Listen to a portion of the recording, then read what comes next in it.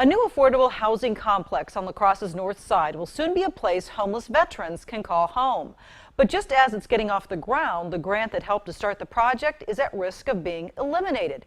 News 8's Scott Behrens tells us why some local officials are so concerned.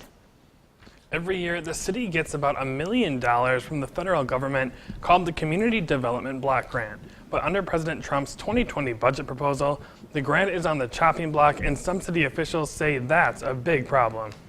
It would be devastating for the city of La Crosse if this program was cut. The Community Development Administrator for the city of La Crosse can't imagine the grant being eliminated. We do low-interest loans to homeowners. We help small business owners start marketing their business and start a new business. We support organizations like Coulee Cap or Wafer. Recently, a large portion of the grant was used to help build this 50-unit affordable housing complex on Kane Street. A large need that we've identified is a need for quality and affordable rental housing in La Crosse. We're seeing rising prices in terms of rental housing. The complex Garden Terrace Apartments will house 15 homeless veterans. Veterans will not only receive subsidized housing to help them be permanently housed, but they're also going to receive case management services from organizations like Coulee Cap and the Veterans Administration. The city says housing is the first step to help homeless veterans get back on their feet. The first step for anybody is shelter,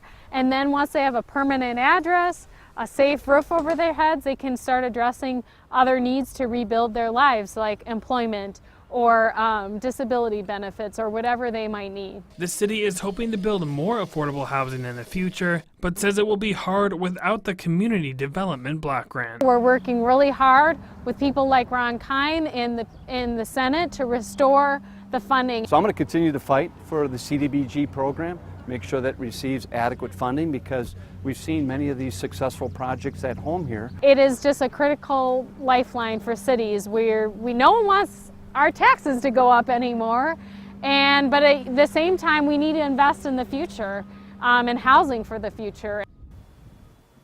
The city says a shortage of affordable housing is likely keeping would-be residents away, saying, quote, "The #1 decision someone's making when deciding to live in a community is, can I purchase housing that meets my budget?"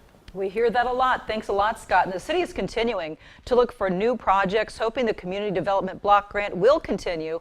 But to educate the public about the grant, the city is throwing a number of free events this week, including a picnic and walking tours.